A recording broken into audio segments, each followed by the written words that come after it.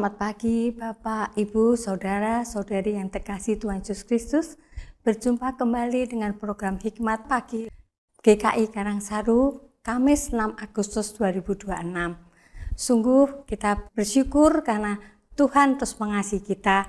Dan mari pagi ini sebelum kita melakukan aktivitas kita, mari kita berdoa, siapkan hati kita untuk kita menerima firman Tuhan pagi ini. Mari kita berdoa.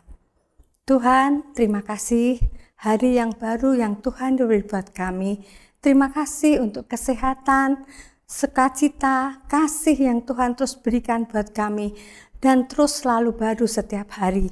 Kami terus bersyukur untuk semua yang Tuhan beri buat kami. Pagi ini Tuhan, sebelum kami melakukan segala sesuatunya, kami mau duduk diam di kaki-Mu, kami mau mendengarkan firman-Mu. Berikan kami hikmat untuk kami boleh mengerti dan boleh kami lakukan dalam kehidupan kami sehari-hari. Terima kasih Tuhan, kami serahkan firman ini sepenuhnya hanya di dalam tangan kasih Tuhan Yesus Kristus. Amin. Hikmat pagi hari ini akan dibawakan oleh Pendeta Utomo dengan tema salah satu mujizat terbesar.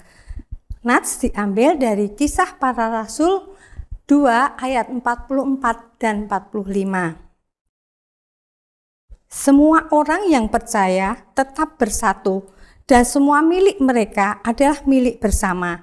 Dan selalu ada dari mereka yang menjual harta miliknya lalu membagi-bagikannya kepada semua orang sesuai dengan keperluan masing-masing. Demikian sabda Tuhan, syukur kepada Allah. Selamat pagi saudara-saudara yang dikasihi Tuhan, kita bersyukur Tuhan menuntun kita hari demi hari. Dan kita percaya hari ini pun Tuhan akan sertai setiap kita. Saudara yang dikasihi Tuhan, kemarin kita berbicara tentang hubungan vertikal jemaat mula-mula yang penuh rasa gentar di hadirat Tuhan. Hari ini kita berbicara tentang relasi sesama orang percaya. Dicatat bahwa mereka tetap bersatu. Kesatuan mereka bukan karena kesamaan hobi, suku, atau status sosial. Kesatuan mereka adalah hasil dari hati yang telah dilunakkan oleh berita salib. Ketika mereka memandang sesama orang percaya, mereka tidak lagi melihat orang asing, melainkan melihat saudara seiman yang ditebus dengan darah yang sama. Seringkali saudara, kita hanya mau dekat dengan orang-orang yang selevel secara ekonomi atau pendidikan dengan kita. Kisah jemaat mula-mula menantang kita untuk meruntuhkan tembok-tembok sosial itu.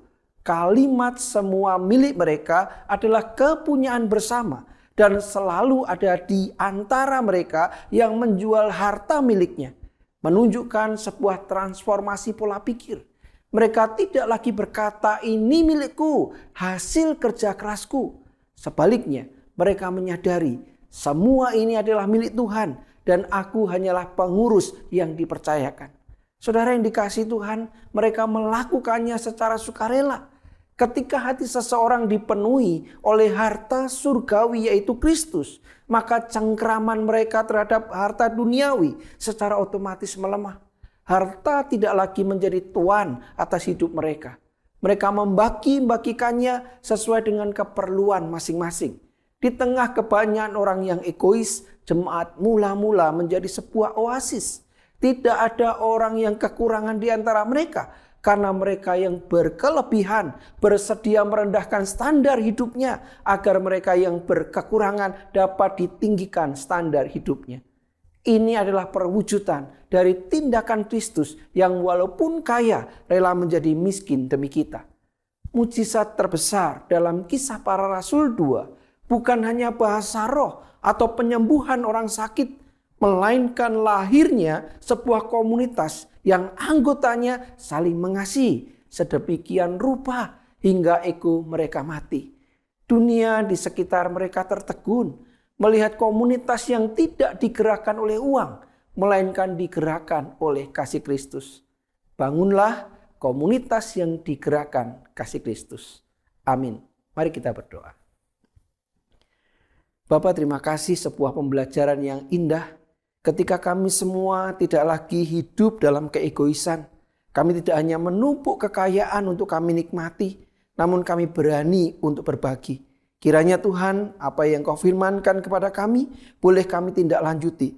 Boleh menjadi sebuah gaya hidup kami, supaya kami semua boleh berbagi. Dan setiap kami, orang-orang yang sudah mengalami cinta Tuhan, boleh membagikan kasih itu kepada setiap orang yang Tuhan percayakan untuk kami jumpai.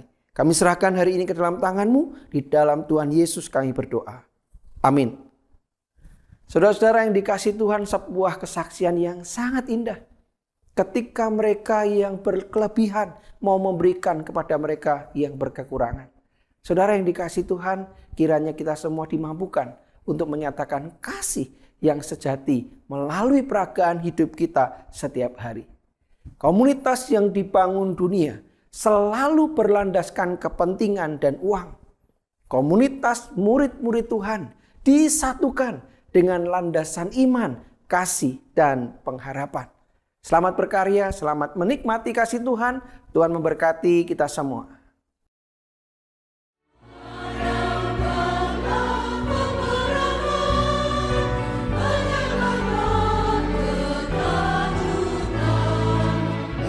Bukakanlah hati kami untuk saling